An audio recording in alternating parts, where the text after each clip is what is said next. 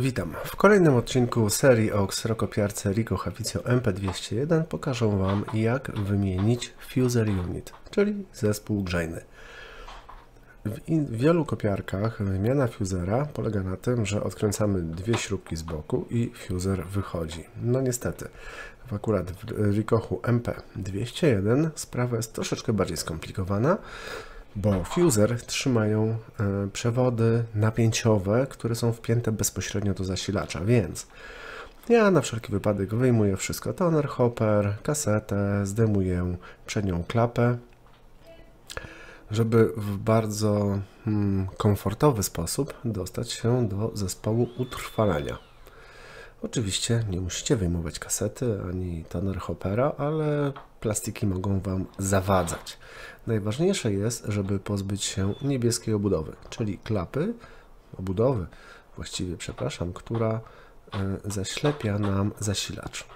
Ok. Jeżeli zdejmiecie już tą klapę, widzicie, że do kabla z prawej strony wchodzi gruba wiązka przewodów. Są to przewody, które zasilają grzejnik, Fuser Unit. Kserokopiarka ta jest skonstruowana w sposób dosyć niekomfortowy, nazwijmy to. Oczywiście jest to konstrukcja oparta na Ricohu Havicio 1013, który potem zmienił się w MP 151, 161, 171, aż w końcu urodziło się dziecko o nazwie Ricoh Havicio MP201 i to jest właśnie to. We wszystkich tych maszynach wyjęcie pieca jest starej konstrukcji, starego pomysłu i musicie pozbyć się niebieskiej klapy, żeby rozpiąć zasilanie fusera. No niestety, tak to ktoś wymyślił. Ja już rozpiąłem zasilanie, więc teraz mogę przejść do bezpośrednio sekcji pieca. Odkręcamy śrubki, które go mocują. Po prawej stronie jeszcze będą kabelki, które sterują temperaturą pieca. Tam są podpięte termistory, je też trzeba rozpiąć i dopiero wtedy możecie wyjąć grzejnik.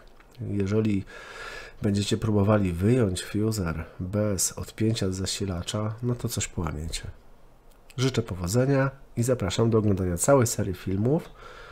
Jeżeli ktoś ma ochotę, miło mi będzie, jak ktoś zrobi subskrypcję tego kanału.